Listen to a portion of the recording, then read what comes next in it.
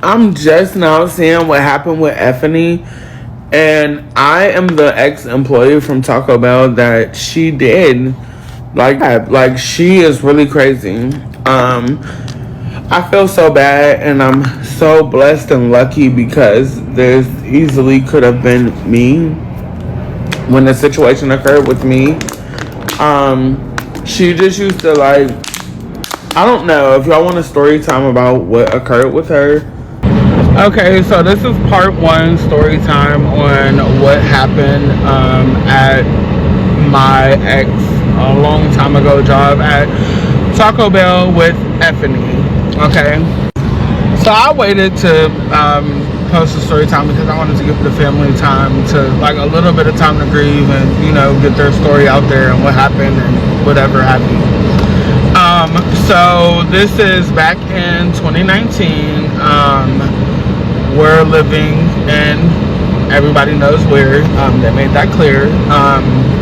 And I was already there, and disclaimer, our manager at the time was a sweetheart manager.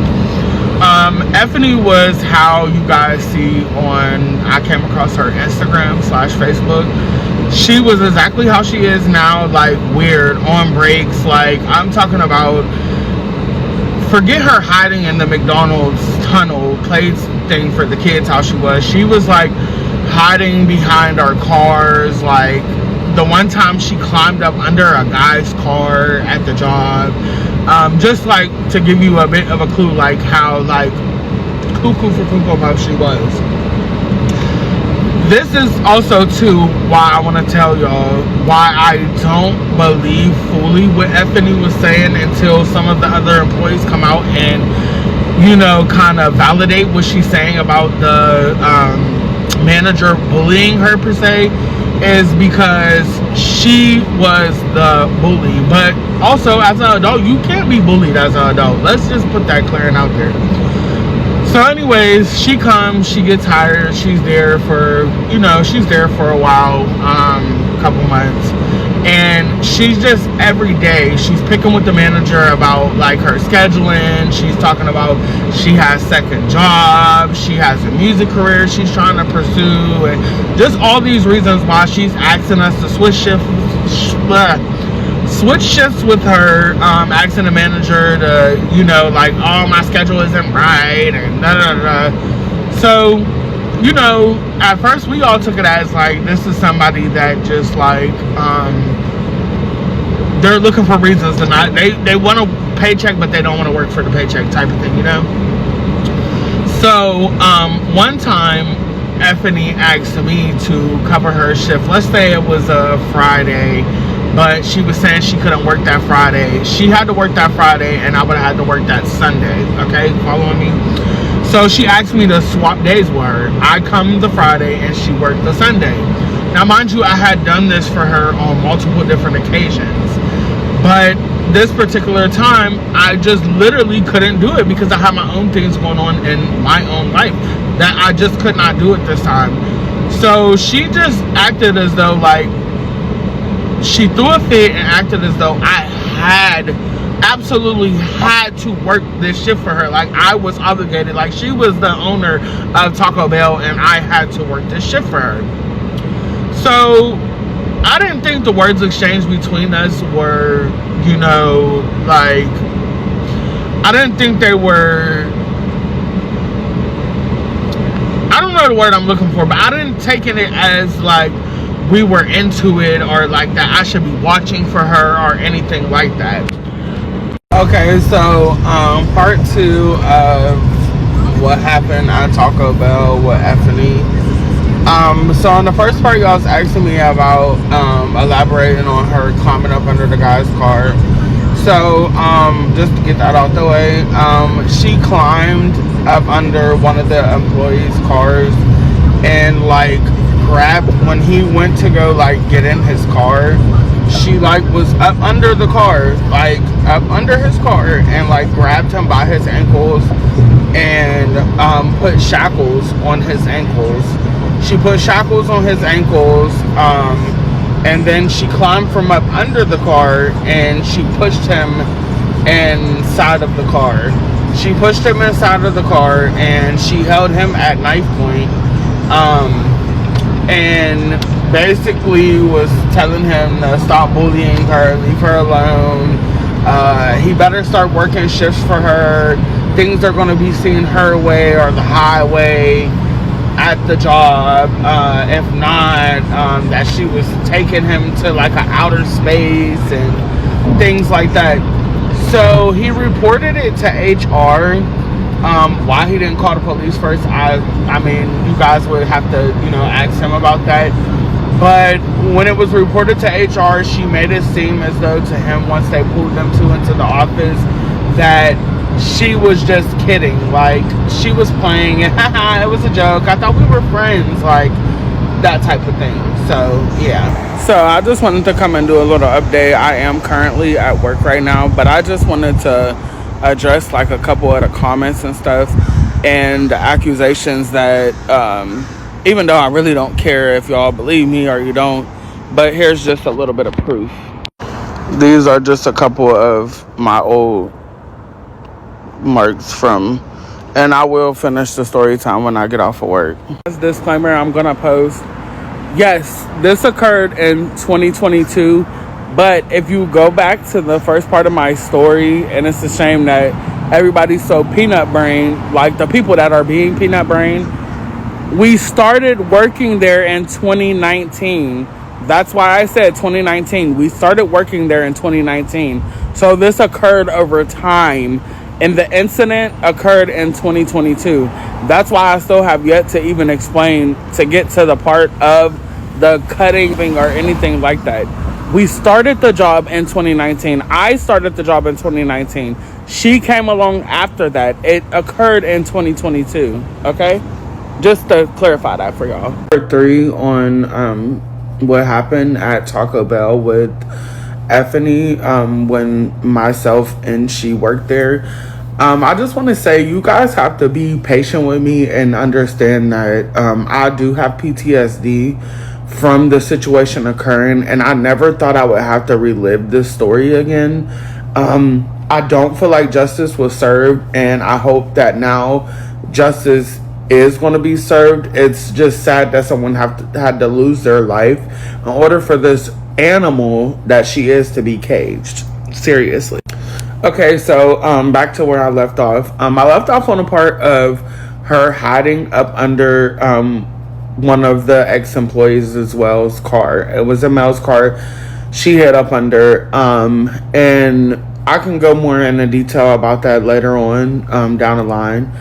But so after they sat with HR or whatnot, and they, whatever happened in the meeting with them, she still worked there. Like, shockingly, she still worked there. She still was able to come to work every day. I could kind of say they tried to like keep them from working together, but all in all, she still worked there. So she starts back working there or whatever. Nothing changes. She's still like, just like thinking she's trying to have it her way, like always calling off, always asking people to change shifts with her while she's on the shift, like just like weird, like hiding in the freezer, in the bathroom stalls, punching on the walls, punching and kicking the doors. And they're just thinking like maybe she's going through some stuff at home. So I'm guessing that's why they continue to try to work with her. So I want to go back to where the issue started with me and how she, SAB'd me. So again, like I said, she had asked me to switch a shift with her, and I told her I absolutely could not do it. I had done it for her multiple times in the past. She was upset. So like I said, I didn't think that there was any problem with us, but she did stop, like, saying hi and like on the beginning of the shift and speaking. Like, she would be rude, like throwing, like once she bagged the food up, because sometimes, like, once the food came down the line, she would be the person to bag it, to hand it to me, to pass it to whoever was in the drive-thru. So she's like throwing food at me, stuff like that. So I kind of sensed the attitude or whatever. So it just was like every day she would just be picking. Like, I believe as an adult you can be picked with, but you cannot be bullied. She was just picking. Like, she would talk to herself, like literally talk to herself. She would start singing out loud out of nowhere, take the headset off and like put them around her neck and like pull them from the back. Just little stuff like that.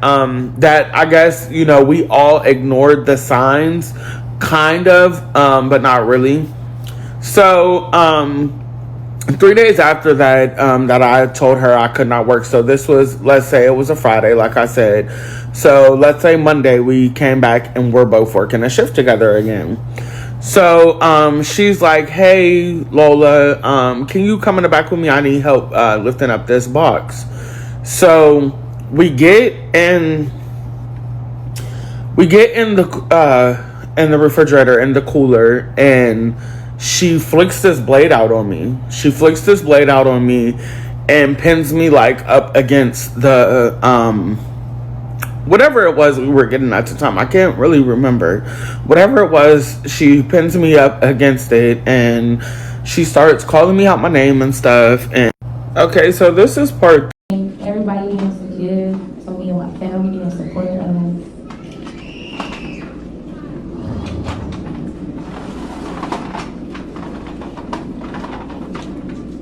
My mama was good. My mama was so good.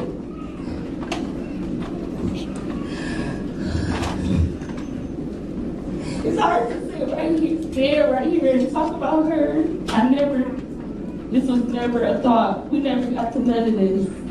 Never even discussed that or what would happen when she was not here with us. I don't even know if my siblings understand what's going on. It's hard to even see them cry. I don't want to break y'all because I never cried for them because it hurts them. I'm not really sure for my siblings. Where the massage that she was proud of. All of us. It was just scaring this day for not being angry. For still choosing peace. Back with you. My mom worked fire at church because they thought I said. My mom worked even at then at McDonald's is looking for us. She could have.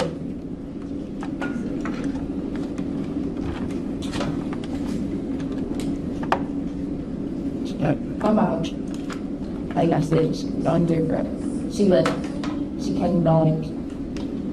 She did. She was tired. Yes, she was tired, and she still woke up every day. My mama left and came back, and I was the one who told her to come back to McDonald's because it worked out for our family, it worked out for us, and she was happy here. She was a manager.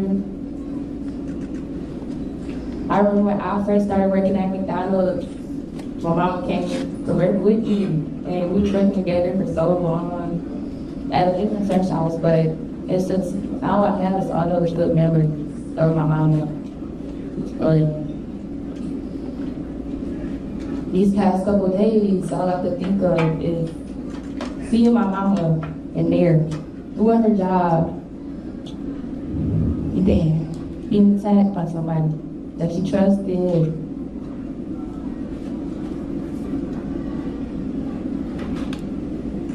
Sarah stabbed to death at an Eastpointe McDonald's just last week. Police say she sent an employee home early, and that employee accused of returning to kill Harris. It happened at the McDonald's on 9 Mile and Schroeder.